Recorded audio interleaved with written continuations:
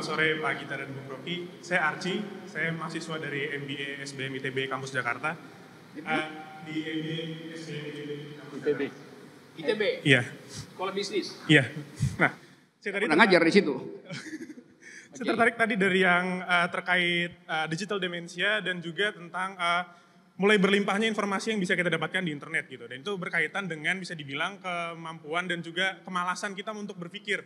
Dan sekarang saya mau bertanya terkait dengan knowledge management. Karena yang kita tahu sendiri di knowledge management sendiri itu yang pernah saya baca Pak, itu ada dua konsep, yaitu mengenai tentang personifikasi dan juga tentang kodifikasi. Dan di antara dua konsep itu kesannya sekarang menjadi kontradiktif. Kesannya kalau di antara personifikasi dan kodifikasi itu dua hal yang berbeda. Dan dengan plus minus di masing-masing konsep, kesannya jadi kita harus memilih mana yang lebih bisa kita praktikan, yang mana bisa lebih kita konsepnya bisa kita aplikasikan, bisa diimplementasikan. Kalau misalnya seperti di kodifikasi mungkin akan lebih murah cost-nya karena pengembangan sumber daya manusia itu mahal bisa dibilang. Jadi banyak bisa dibilang mulai dari banyak company atau banyak institusi yang mulai meninggalkan untuk kita tidak usah lah terlalu banyak ngelatih orang gitu. Karena kalau dia pun pergi dari kita ilmunya hilang gitu. Sedangkan kodifikasi secara sistem dan database itu lengkap. Namun kalau di personifikasi sendiri kita bisa melihat gitu sebenarnya ada banyak positifnya juga yang bisa kita ambil kalau sebenarnya kemampuan manusia sendiri itu yang akan mengembangkan ilmu itu seperti tadi Bung Rocky sudah sampaikan itu masalah dan itu tidak bisa kita hilangkan dari hal tersebut. Nah, yang mau saya tanyakan di sini gimana caranya supaya kita bisa memanfaatkan dua konsep yang berbeda seperti itu agar bisa diambil yang bisa dibilang dua positifnya ini tidak menjadi hal yang kontradiktif. Jadi dua-duanya bisa kita gunakan agar bisa kita implementasikan dari mulai personifikasi dan juga kodifikasi ya. Karena saya juga pernah sempat dengar di podcastnya Pak Gita juga, Endgame waktu itu dengan Prof. Jimli kalau nggak salah tentang leadership di Indonesia itu by figure, tidak by system. Jadi kita bisa dibilang terlalu mengikuti figur seseorang gitu. Dan ini menurut saya itu kita harusnya di Indonesia sendiri itu bisa lebih memanfaatkan kalau kita bisa punya sistem yang bagus, yang bisa diturunkan, bisa diimplementasikan dan bisa dipakai oleh semua orang dengan semua latar belakang. Tapi juga kita bisa menciptakan figur-figur dari orang-orang tersebut yang bisa lebih baik ke depannya. Mungkin seperti itu. Makasih. Bagus. Personifikasi Dan kodifikasi. Kodifikasi ya? Iya. Bukan modifikasi ya? Kodifikasi. Codified. Oke. Sudah cukup, makasih. Antara personifikasi, kodifikasi itu. Saya ingat saya ngajar mata kuliah epistemologi itu. Kita mau cari tahu apakah pikiran kita dideterminasi. Jadi kodifikasi dalam pikiran hasil determinasi. Atau hasil main-main personifikasi. Saya kasih ilustrasi. Kalau ini lapangan apa namanya? Bulu tangkis itu. Kalau saya main bulu tangkis, saya bisa ukur kemana jatuhnya bola saya itu dengan intuisi fisika tuh. Kalau saya ambil dari bawah, sudut elevasinya saya tahu, saya bisa ukur kecepatan angin di sini. Maka power saya bisa manipulasi itu, peng gitu. Saya hanya butuh kapasitas berpikir teknis untuk mengeksekusi pukulan saya itu. Kapasitas teknis. Karena saya main badminton. Tetapi di dalamnya saya dapat kenikmatan juga tuh. Karena saya mengeksekusi itu. Itu namanya bermain badminton. Yang kita dapat berkali-kali piala bagus karena ketuanya dulu Pak Gita itu. Dulu main badminton. Bandingkan main badminton dengan main layang-layang.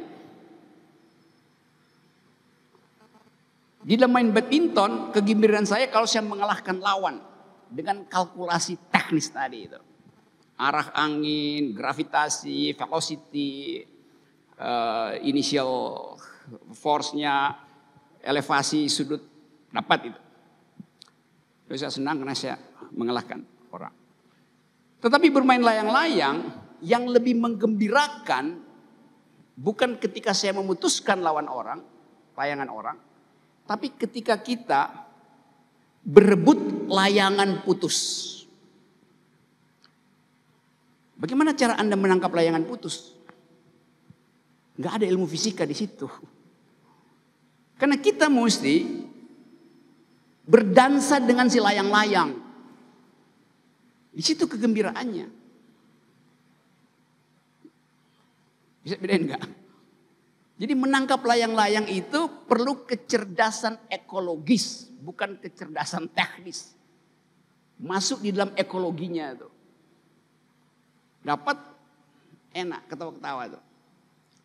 Nah, kecerdasan ekologis ini yang sekarang tidak kita miliki karena kita dibaiat setiap hari dengan kecerdasan teknis. Itu yang menyebabkan teman tadi itu bingung personifikasi atau modifikasi itu.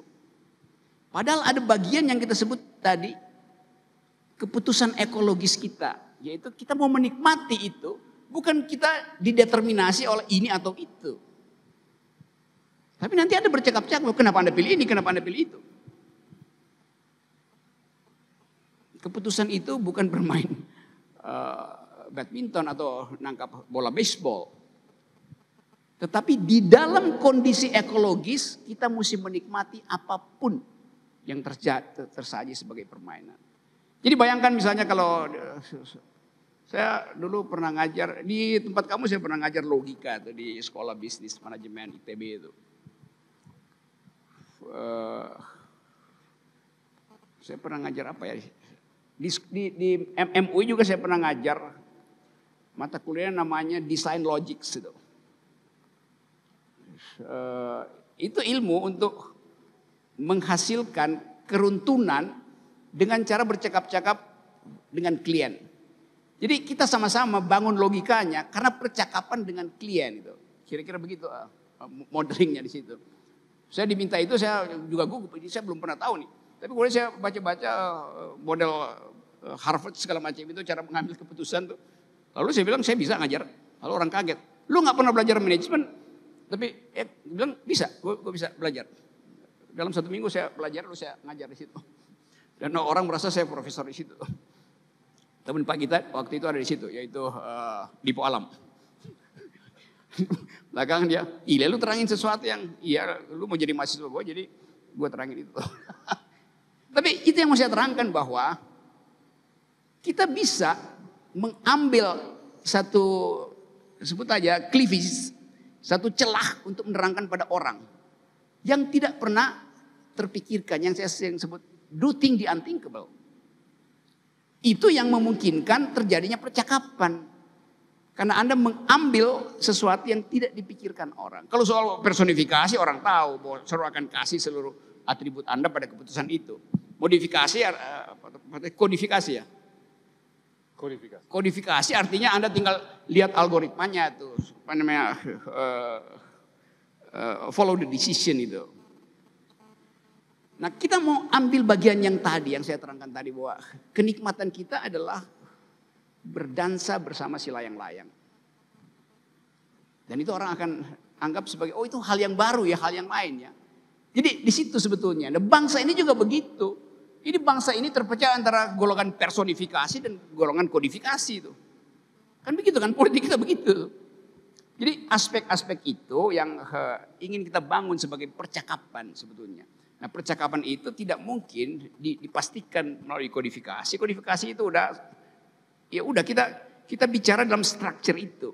Personifikasi juga ya udah ambil aja. Tapi lebih dari itu, keluasan kita sebagai bangsa harus dihasilkan dengan membayangkan bahwa kita semua adalah anak-anak yang bergembira dalam upaya menangkap layang-layang.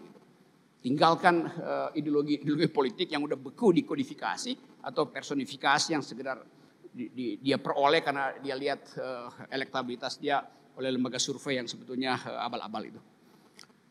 Jadi hal-hal semacam itu yang saya kira baik ditanyakan, lalu kita mulai berpikir ulang tentang kemampuan kita untuk menghasilkan kembali Indonesia yang berpikir. Gitu. Oke, yang lain?